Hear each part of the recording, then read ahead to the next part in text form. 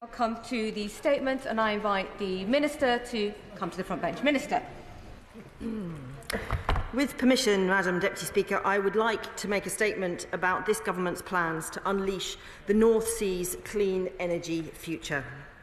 For almost half a century, the workers, businesses and communities of the North Sea have powered our country and indeed the world. We believe that they can and will continue to do so for the next half a century and beyond, which is why yesterday we launched a consultation on the steps we are taking to seize the opportunities of the clean energy transition in the North Sea. This is about working with businesses, workers and communities to strengthen North East Scotland's status as the energy capital of the UK. It's about showing global leadership as we deliver a well-managed, orderly and prosperous transition. We know the North Sea is a maturing basin. Oil and gas production has seen a natural decline of 72% between 1999 and 2023. As a result, the industry has lost around a third of its direct workforce over the last decade. The truth is that sprinting to clean energy is the only way to deliver energy security and good long-term jobs for the workforce and communities.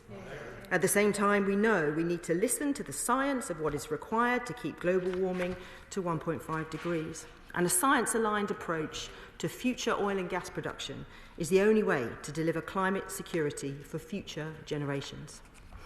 So we owe it to the North Sea workers and communities who have done so much for our country to come up with a proper plan for the future. And that is what this government is doing. First, we are consulting on our manifesto commitment to not issue new licences to explore new fields. While we have always been clear that oil and gas will continue to play an important role for decades to come, the reality is that new licences for oil and gas awarded in the last decade have only made a marginal difference to overall production. To continue granting them would not help our energy security, it would not be compatible with our climate commitments, and it would not take one penny off bills. So we will not award new licences, but we will continue working with the sector to manage existing fields for the entirety of their lifespan.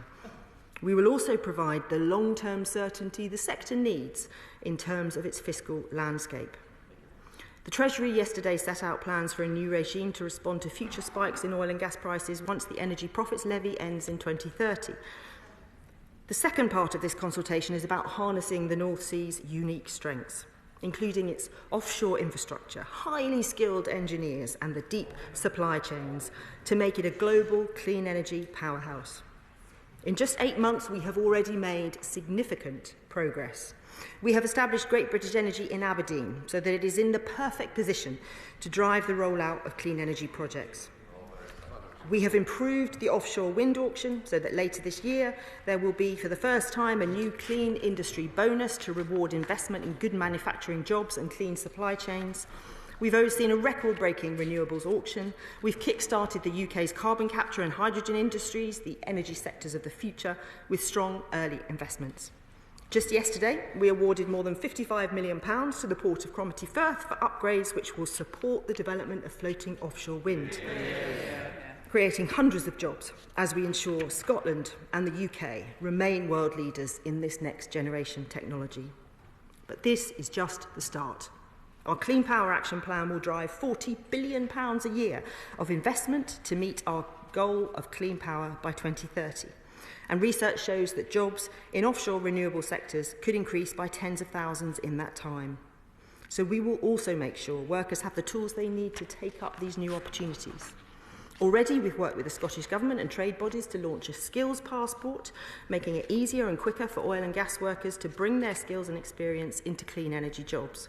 This is an idea which has been stuck in the mud for years. Thankfully, we've made more progress in the last 8 months than the previous 14 years combined. At the same time, we're putting clean energy at the heart of our upcoming modern industrial strategy. Madam Deputy Speaker, we are incredibly fortunate to have the North Sea on our doorstep. For decades, the oil and gas buried there has fueled development and charged our economy. But the North Sea's long-term future lies in its incredible clean energy potential. We know that its stable winds and shallow shelves make it one of the best locations in the world for offshore wind farms. We know that the UK continental shelf alone has enough capacity to store up to 78 billion tonnes of carbon, which is roughly the amount this country has produced since the Industrial Revolution. And with our skilled offshore industry and workforce, we are perfectly placed to seize this natural advantage and get ahead in the global race for new jobs in new industries. So instead of sticking our head in the sand and avoiding the big decisions, we have set out a plan to deliver the future the North Sea workers and communities deserve. A plan to coordinate the scale-up of clean energy industries from offshore wind and hydrogen to carbon capture storage. A plan to give the oil and gas sector the support and clarity it needs to continue operating for decades to come. A plan for energy security and sustainable economic growth. And a plan to keep working with the people who matter most, the North Sea's businesses, workers, communities and trade unions, to take advantage of the tremendous opportunities of the years ahead together. And I commend this statement. I call the Shadow Minister, Andrew Bowie. Thank you very much, Madam Deputy Speaker, and I thank the Minister for advance sight of her statement. Another day, Madam Deputy Speaker, another demonstration of this government's total ignorance of our oil and gas industry. The North East of Scotland, their incompetence on the economy, their disregard for the hundreds of thousands of workers in our North Sea, and their dangerous ineptitude when it comes to our energy security. No other country in the world, especially at a time of heightened global instability and volatility, would actively choose to aggressively and at pace shut down its domestic oil and gas industry. But this is exactly what this government, and in particular this department, led by the eco-warrior-in-chief, is doing. The consultation announced yesterday was trumpeted by government spinners as the beginning of the end of the energy profits levy. A brave new dawn for the North Sea, complete and utter rubbish. It is a total joke. The energy profits levy is higher now than it was before because of the decisions of this Labour government. The investment allowances almost all scrapped by this Labour government. But crucially, Madam Deputy Speaker, the windfall tax is now in place for far longer, until 2030, because of this Labour government. Madam Deputy Speaker, 2030 is 5 years away. 5 years. The oil and gas industry doesn't have 5 years. Investment is drying up. Work is being put on pause. Companies are quite literally shutting up shop. Minister, the truth is that these high-paid, good long-term jobs that she speaks of do not yet exist in renewables in the North East of Scotland. People are leaving in their droves to other countries, the USA, Saudi, the UAE, Qatar, Norway, where the industry does have a future. She says we owe it to the North Sea's workers and communities to come up with a proper plan for their future. Madam Deputy Speaker, this government's plan for the North Sea is simply to shut it down. This government's plan is a betrayal of those workers. This government's plan will devastate the communities of the North East of Scotland. It's said that in every oil-producing country in the world, you will find an Aberdonian. Turns out the only country you won't find an Aberdonian working in oil in the near future is Scotland. So driven by this mad rush to clean power 2030, their obsession with renewables at the expense of everything and everyone else. It might be drill baby drill in the USA, it's dole baby dole under Labour in the UK. It will cost our economy some £12 billion in lost tax revenue to the Treasury as a result of these decisions. That's on top of the £12 billion in lost capital investment. It makes a complete mockery of their claim to be anything like pro-growth. It is insanity, Madam Deputy Speaker, to be doing all this to our own industry whilst becoming increasingly reliant on more imports from abroad and causing more carbon to be released into the atmosphere. More imports of liquefied national gas, fracked in the USA, frozen, then shipped across the Atlantic on diesel-chugging ships. Or more imports from Norway, a net exporter, who are drilling it from the very same sea that we could drill it from ourselves. It is completely nonsensical. This government is a complete joke, overseeing the willful deindustrialisation of our nation. And if she won't take my word for it, maybe she'll take it from the GMB, who said in the new geopolitical reality, it is madness. Or the General Secretary of Unite, who said we need to resist any calls that amount to offshoring our carbon responsibilities for the sake of virtue signalling. So, can I ask the Minister, has she personally met with any oil and gas workers since since taking office to understand what her government's policy means for them and their families, and has the Secretary of State? Will the industry receive an answer on the uncertainty around calculating Scope 3 emissions and environmental impact assessments? Can I also ask her, given the announcement of £200 million to support the 400 workers affected by the closure of Grangemouth, how much she thinks the Treasury might need to find to support the 200,000 workers currently employed by the oil and gas industry? Does she agree with the Climate Change Committee that we will need oil and gas until at least 2050? And has she accounted for the higher carbon emissions associated with LNG instead? And can I ask, does she still see her department as a sponsor industry, a champion for this industry? Because the industry certainly doesn't trust this to be the case. Yeah.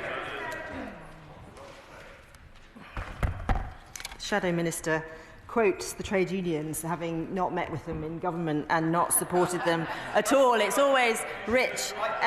He quotes Gary Smith from the GMB. The Shadow Minister says he did. I stand corrected, although I suspect he didn't do it often. The General Secretary of the GMB, I'll quote him back, said, "Tory ideology has left the UK vulnerable and exposed. Our government stood by and exported the bulk of the jobs, closed gas storage and failed to invest in new nuclear and skills." Can I thank the Shadow Minister for his response? And I'll come to his questions, but I have to say, it's a fairly familiar story from the party opposite. No acknowledgement of their failed record on the North Sea, no acknowledgement of their presiding over the worst cost of living crisis in a generation, no answers to the future challenges our country face. And of course, I would remind him that it is his party that lost 70,000 North Sea jobs in under a decade, 70,000 jobs. And whilst his government was content for those workers to have to go around the world to find jobs, this government wants to keep those talents here in the UK, and that is why, unlike the previous government, we have a plan. Secondly, in my statement, I said that everybody accepts that the North Sea is a declining basin. I don't know if the Shadow Minister understands the basic geology around this. This is a super mature basin, and the harder it gets to drill for oil and gas, the less likely it is that people will be successful. Only 1 in 10 of the licences that have been offered in recent years, that have been granted in recent years, have actually ended up in any work. What I would say to the honourable gentleman about his position is that he needs to establish what his party's view is on this agenda.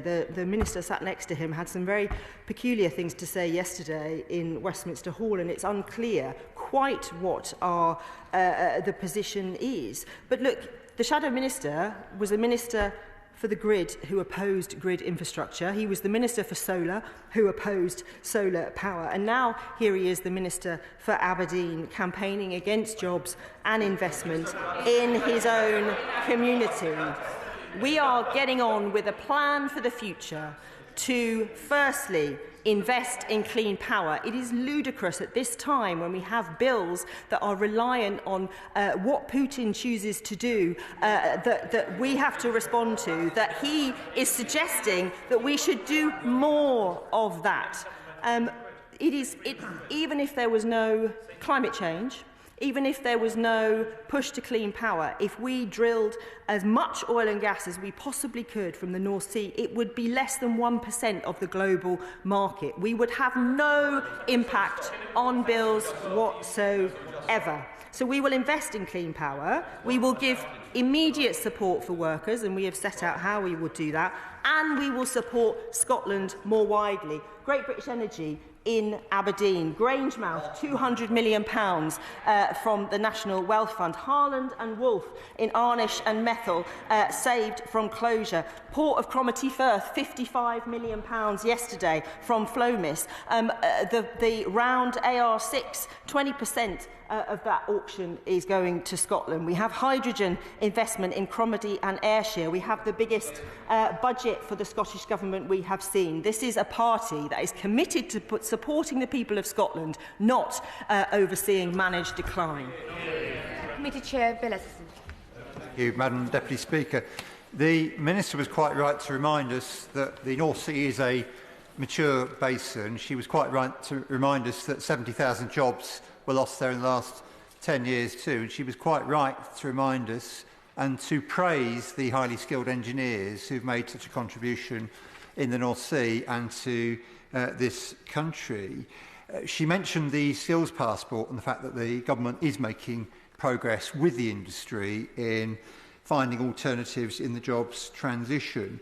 Now, the Select Committee has heard evidence a number of times now that one of the challenges is that pay in the North Sea is significantly higher than equivalent jobs in the renewable sector, in offshore wind in particular. So can I ask her what her thoughts are at this stage on how we make pay more attractive for workers moving from oil and gas and into renewables? Can I thank him for his question and, of course, for the work that he does in the committee. It's very important. As he knows, for a long time we've been a bit stuck in trying to set up a passport system because of the slightly different skills and qualifications in each industry and the need to sort of bring those together. And that's why government got involved to try and ensure that we can bridge that gap and make sure that people can do that transition. Oil and gas workers are highly skilled and they're highly in demand and they're paid a good wage. He's absolutely right to do that. We need to make sure we're working with the new offshore wind companies.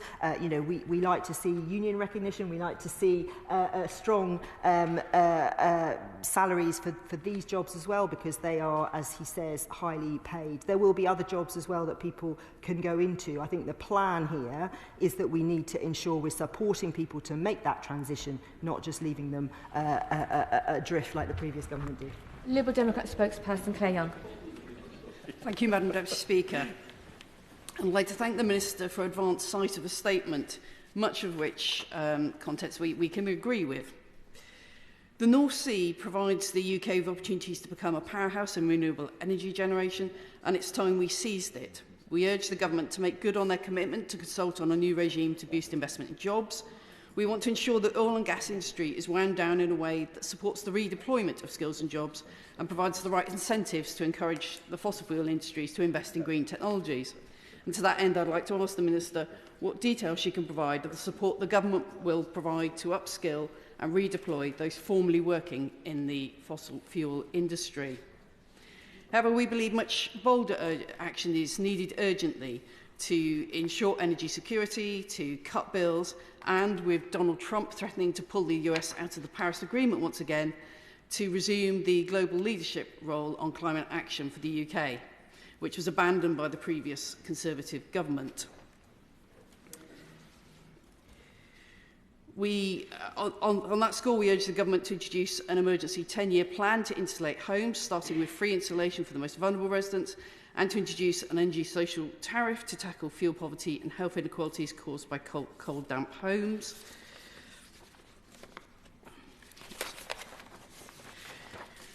We're deeply concerned about the cost of heating bills following Ofgem's decision to increase the energy price cap 6.4% this April, the third increase since October 2024.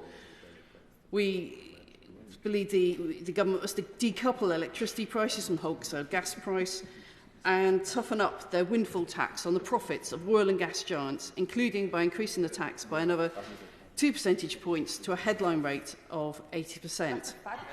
Time and again, we've been disappointed by decisions the Government has taken this winter to delay energy bill support for households. For example, the Government's warm home schemes designed to insulate homes will not benefit households until... There's always a maximum of 2 minutes. You've exceeded your maximum. Please be seated. Minister. Can I thank the Honourable Lady for her remarks. In terms of upskilling and redeploying workers, as I said previously, introducing the passporting scheme is an important part of that, and making sure we can break down the barriers that exist in the different industries, because actually the skills and the talents that people have in oil and gas is very much transferable into renewable energies. We want to make sure we do that. She talked about vulnerable residents and the cost of heating, and of course she's absolutely right to raise that. And we know that we've all suffered from this huge cost of living crisis caused by Putin's invasion of Ukraine, I would respond by saying that we are doing what we can, that 6 million people this winter now will get the £150 Warm Homes money, which will help with their energy bills. She also asked about the windfall tax. I mean, the clue is in the name with the windfall tax. It's a tax on the windfall profits.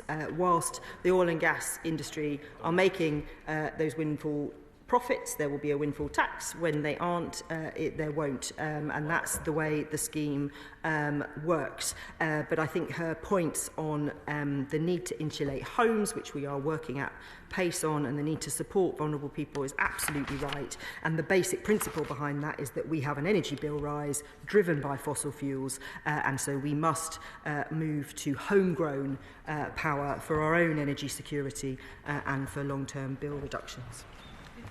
Aren't kept short, she'll prevent your own colleagues from getting in. Short questions. Onwurah. Thank you, Madam Deputy Speaker. I congratulate the Minister on setting out a plan which supports jobs, skills and communities in the face of technological change, unlike the party opposite which abandoned wholesale our industrial base in the 80s. But as well as the North East of Scotland, the North East of England has jobs, skills and opportunities which depend on the energy of the North Sea, such as Kincardine Energy in my constituency, which leads in wind farm design optimisation. Could she confirm that she will be working with our North East Mayor, Kim McGuinness, to ensure that the North East of England benefits from the jobs and opportunities of the North Sea? Can I thank my honourable friend for that question? And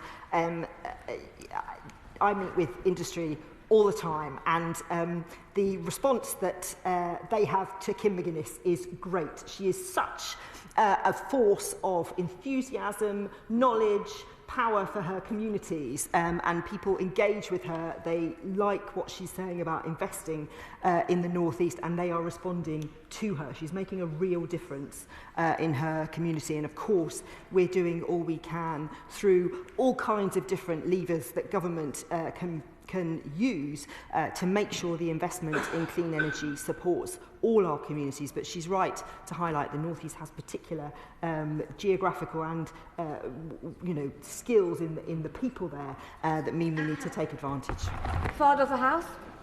When I climb the hill behind my home, the Lincolnshire Wolds, I can see 20 miles away a wonderful array of wind turbines in the North Sea, and we love it locally. We love it for our economy. But nothing in that precludes, of course, oil and gas exploration. But the question I want to ask is, if in Lincolnshire we're doing so much for green energy, why are we allowing the breadbasket of England to be covered with solar farms, 10,000 acres around Gainsborough, another application for 3,900 acres at North Clifton? The only question I want to ask the Minister and her boss is, will she please look at these mass applications in the round so there isn't overdevelopment on the breadbasket of England? Minister. He paints a lovely picture of walking up the hill in his constituency. I'm sure we would all enjoy doing that. Look, he makes an important point about solar in that we need to make sure we are taking people with us, doing the right things, and that's what we are trying to do. We know that even if we pushed as far as we could on solar, it would still be less than 1% of the overall land, and the same proportion of our farming agricultural land as well. So it is a small amount, but he is right on behalf of his constituents to want to make sure that they have a community and an environment that they like and enjoy. It is equally right that we will need infrastructure in our communities, and that people should have a benefit and see a benefit where we do ask them to have infrastructure. There is, of course, the Solar Task Force, which is looking at all these issues. Thank you, Madam Deputy Speaker. And it's good to see the government taking a very sensible approach in the consultation about working with our European partners on how we get renewable energy and energy costs down. Because as with so many other areas, our constituents have paid higher bills because the previous government refused to work with our European counterparts. Exactly. But can she just give us a bit more detail? Because as we are looking to expand our capacity to create renewable energy, she will be very aware that there is a risk of an £800 million charge because of the variation between our emissions trading schemes. And also, can she tell us a little bit more about what working with the North Sea Energy Cooperative might entail and whether we might rejoin that organisation to help drive down bills further for our constituents? Can I thank my honourable friend for her question? She raises a number of quite thorny issues in terms of ETS, which I am responsible for in the department. We are having lots of conversations about how we progress, what the EU does, what we do, and what we need to do moving forward. These things are enormously complicated, and you can pull one lever over here and you'll have an unintended consequence over there. So we're treading carefully, as you would expect us to, on that front. In terms of the EU partnerships and the new relationships we have with our partners, they are incredibly important. And the Prime Minister is today with the Taoiseach in Ireland, and we are agreeing an energy partnership where we are going to be working together on the Celtic Sea and the Irish Sea to speed up some of the energy and the wind turbines by using data and using our resources to look at our marine landscape and get to a point where private investors can invest quicker. So these things are worth doing, and we'll certainly carry on doing them. Bernard Jenkins. Thank you, Madam Deputy Speaker. Can I just ask, I mean, I'm in favour of net zero, and this country's achieved a great deal towards net zero, but what planet is her department now on? Is she unaware that there is now a national security crisis demanding much higher defence expenditure? Is she now aware that the costs of net zero are inflicting untold harm on our industry and have done for some years? And it's now time to pause this and prioritise economic growth, to target cheap energy instead of net zero, and to generate growth and energy exports in order that we can afford the defence we need. Otherwise, they're just living on a different planet, and she should listen to her Chancellor and her Business Secretary, who are trying to give her this advice. Yeah.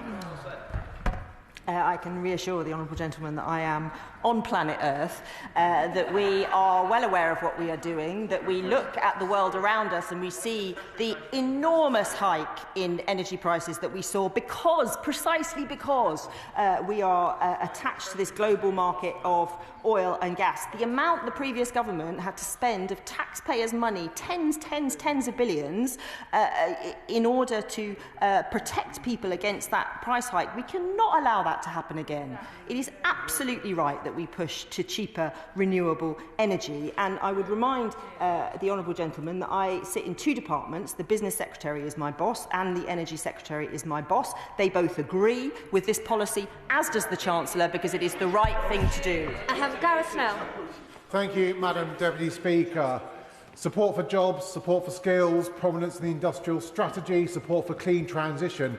The Minister has demonstrated what is possible when there is political will. So, to quote her words back to her, when will we be able to give the sector the support and clarity it needs to continue operating for some decades, particularly in the ceramic sector, which would love a package like this? Or is the ceramic sector not sufficiently important enough? Her response is short. Minister. Forgive me, I'm over-enthusiastic. I have so many things to say. You always worry when people on your own side quote your words back to you. My honourable friend and I have talked often about ceramics, and I am very well aware we had a great debate in Westminster Hall this week on the challenges of the ceramics industry in terms of the transition, in terms of energy prices. We are well aware of all of them. We are working to fix them. I give as much time to ceramics as I do to any other industry, and I'll continue to do so. Gregory Stanford. Thank you, Madam Deputy Speaker. The Minister has previously said that energy security is national security. So why then is she cutting energy jobs in the North Sea and yet imposing and buying energy technology companies from China, at best one of our competitors, at worst our enemy? And instead she should be investing in high-paid, high-skilled jobs in the North Sea in this country. not sure how many times I have to go through this. We are not cutting energy jobs. The North Sea is declining because there is less and less oil and gas there. The previous government, the work that the previous government did on renewable energies secured no supply chains for this country, so we were reliant on other countries, as he points out. We are putting in place incentives for supply chains to be in this country, so we are making more. I am delivering a steel strategy to make sure we use steel from this country for our clean energy future. These are the policies we are putting in place to make sure we have a managed transition, clean energy, lower bills and energy security.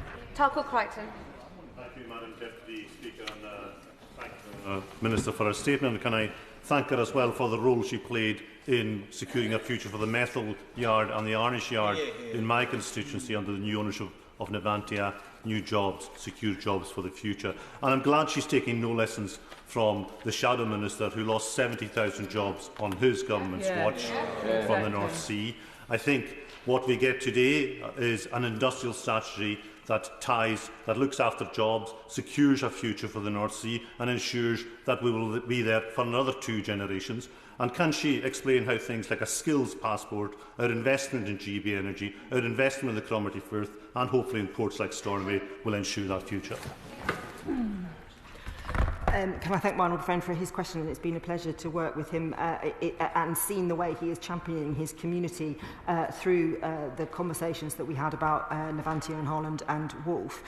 Look, an industrial strategy is there for a reason. The previous government were ideologically opposed to it for reasons that nobody quite understands. We're setting up a British energy company, which the previous government opposes for reasons we don't quite understand. We are putting in place the support, whether it's Grangemouth, whether it's Harland and Wolff, whether it's the FLOMIS money for the port of Cromarty Firth, whether it's our auction rounds on offshore wind, whether it's our hydrogen, to make sure we build an industry that we can all be proud of. Seamus Logan. Thank you, Madam Deputy Speaker. Energy bills are up £300 on Labour's watch while our industry cries out for certainty from this Labour government, which has offered little more than confusion, hostility and prevarication. You talk about clarity and certainty. What you're giving us is another consultation. The Minister does not need another consultation to give certainty on the Acorn carbon capture project that's in Fergus. It's a no-brainer if you're serious about economic growth. So will the Minister confirm today that Scotland will finally receive this long overdue investment for the Acorn project in the spring budget statement later this month? If only I was able to confirm what would be in the spring budget statement, Madam Deputy Speaker. Clearly, I cannot do that. We are hugely supportive of the Acorn project. It's a really exciting opportunity. We have already invested we will be investing £21.7 billion in carbon capture after years of failure and prevarication by the previous government. Obviously, it's subject to the spending review. Obviously, I can't give him the answer he is after, but I think this is a really exciting opportunity for Scotland. I have met many of the businesses involved and talked to them about what the potential could be. Jonathan Brash. Thank you, Madam Deputy Speaker. Can I welcome the statement today, and in particular the Minister committing that oil and gas will be with us for decades to come. Was she as surprised as I was to hear the announcement from Reform UK of a renewables investment tax that would destroy jobs in the North Sea and in places that I represent like Hartlepool and expose us to Vladimir Putin? And does she suspect that's what they actually want? My honourable friend is completely right to expose the reform arguments for the nonsense that they are. The CBI brought out a report a week or so ago showing that the net zero economy grew by 10%. That is so much faster than the wider economy. These are delivering jobs already. It is delivering investment from around the world already, in part because we're the second most attractive country in the world to invest, as PwC told us. It is the reality that we can bring down bills, we can secure good jobs, and we can make us more energy secure and reform our living in the past. Martin Vickers. Thank you, Madam Deputy Speaker. As the Minister knows, the renewable sector in the North Sea has been very beneficial to my Brigg and Immingham constituency, and I support proposals that will enhance and speed up the development of that sector. But there are many businesses in the constituency who are struggling because of the energy costs, and has been alluded to by colleagues. Can the Minister give an assurance that the government will bear in mind, particularly where energy-intensive industries are concerned, that they will actually consider the consumer, be they both business or domestic? Yeah. Can I thank the honourable gentleman for his question, and indeed for the good relationship we've built up in terms of him speaking on behalf of his constituents in steel and other sectors that we've talked about before. Of course, energy-intensive industries talk to us about energy prices, and of course we are looking to see what we can do. I did a roundtable with the energy-intensive industries last week: steel, chemicals, ceramics, of course, and others. And we are looking to see what we can do to try and make sure they can be profitable and grow.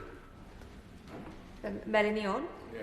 Thank you very much, Madam Deputy Speaker. Conservative-led North East Lincolnshire Council have embraced the green industries that are helping to reshape our identity in Great Grimsby and Cleethorpes, and they are playing a critical role in decarbonising our energy estuary. Does the Minister agree that the opposition's new anti-renewables position undermines the ambition of my young people who are excited by this sector?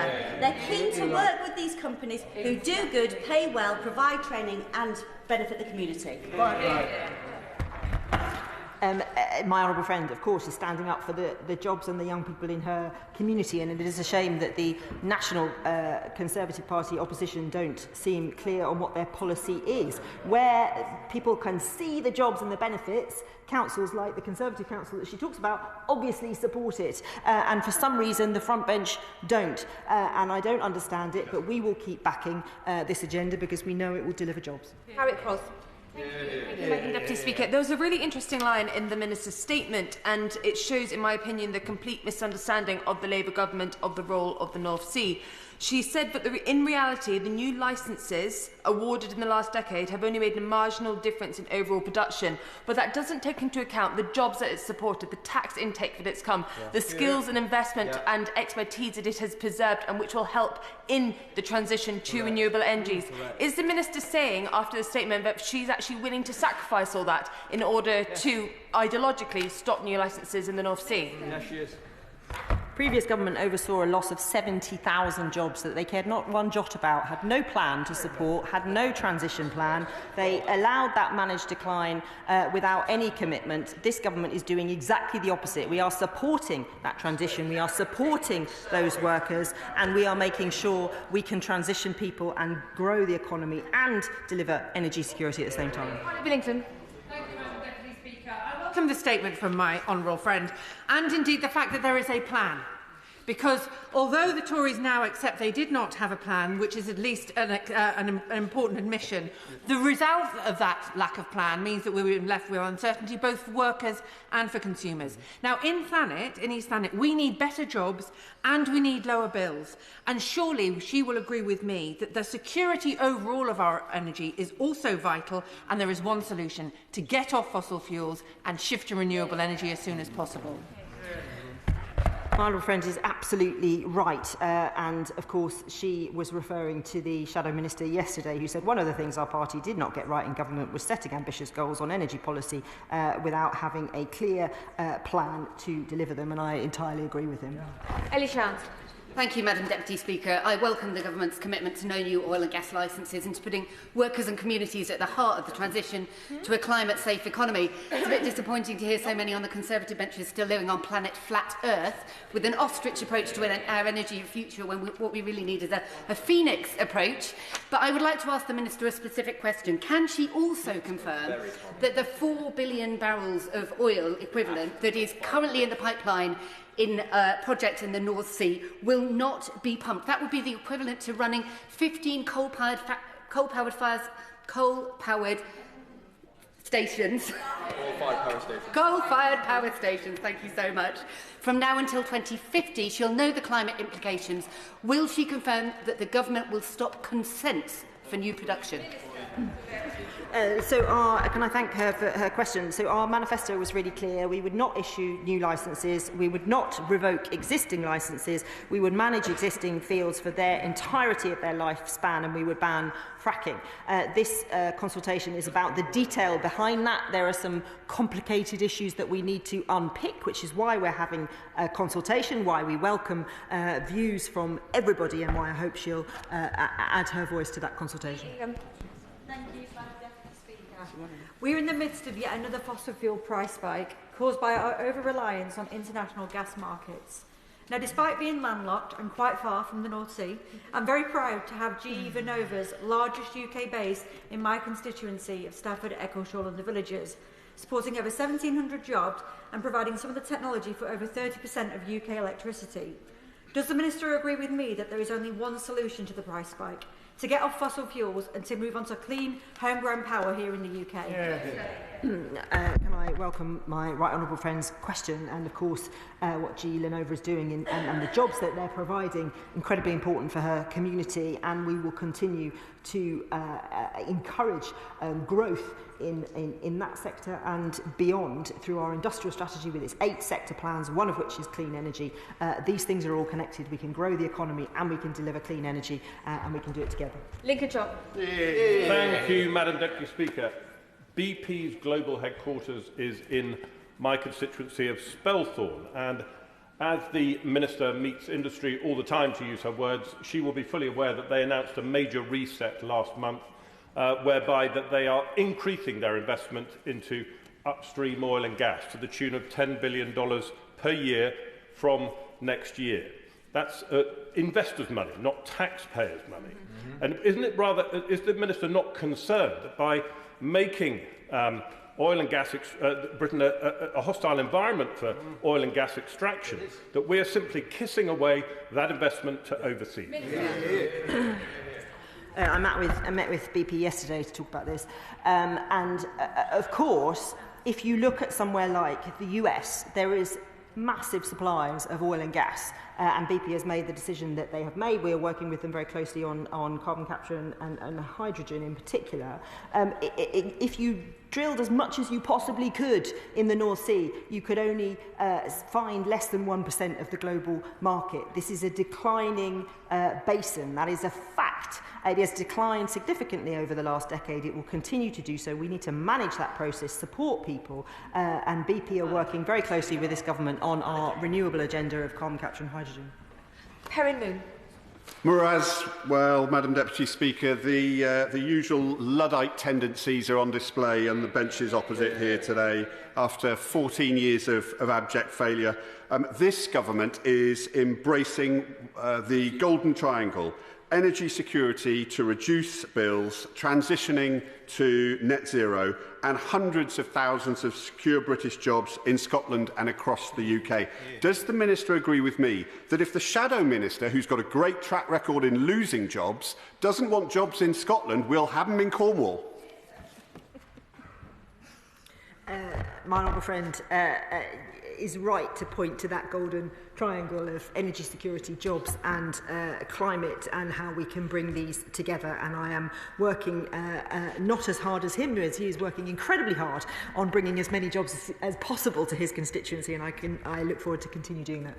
I'll keep repeating myself. Short questions, please. Christine Jardine. Thank you very much, Madam Deputy Speaker. As someone who has 2 generations of their family who have depended on the North Sea oil and gas industry, we know that we have to move away from fossil fuels. We know that we have to drive forward to the just transition.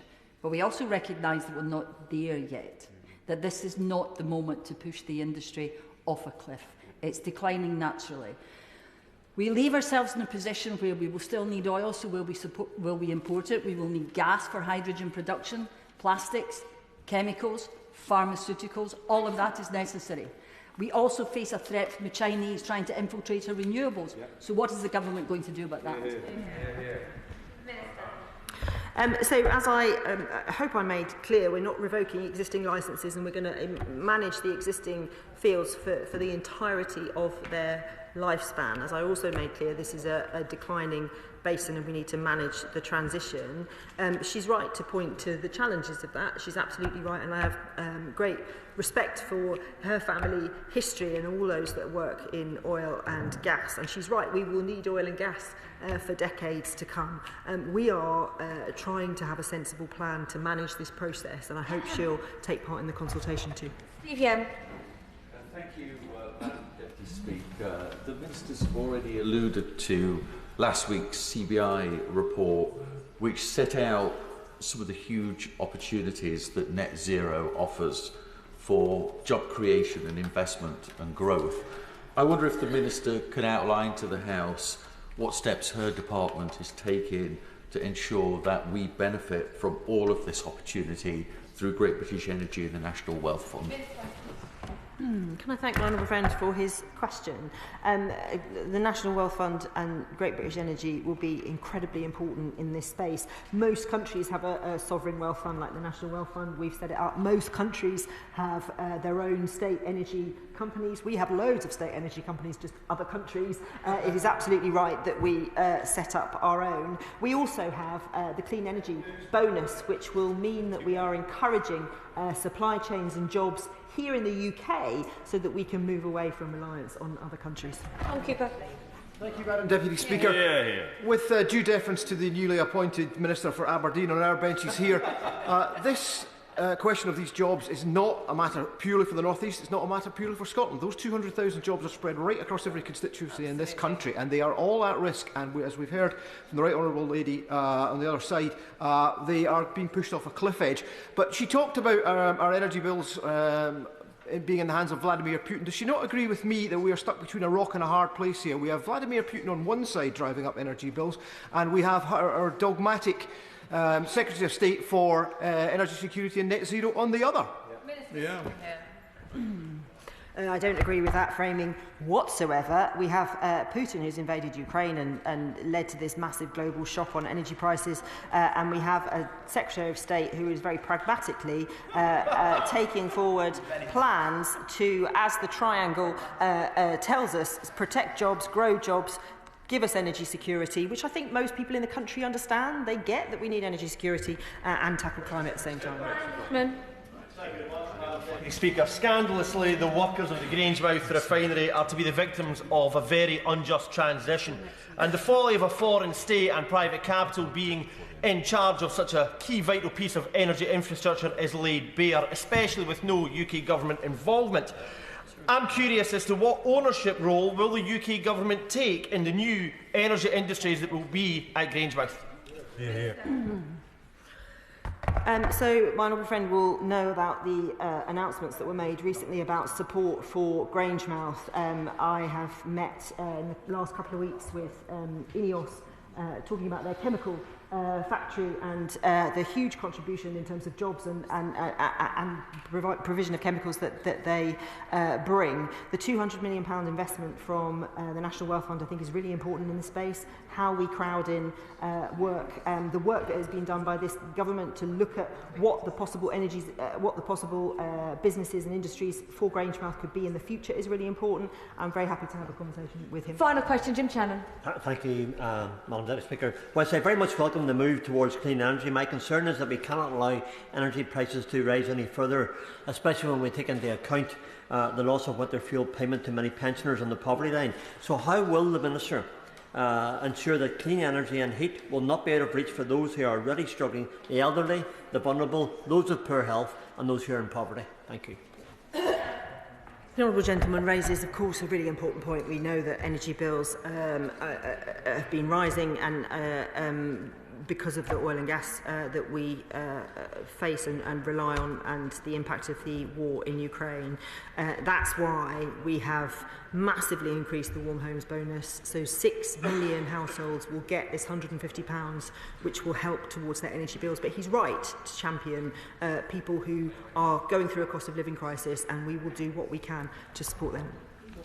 That's the end of that statement. I couldn't get all colleagues in because questions were so long and occasionally answers were just as lengthy. I'll give the front bench a moment to swap over.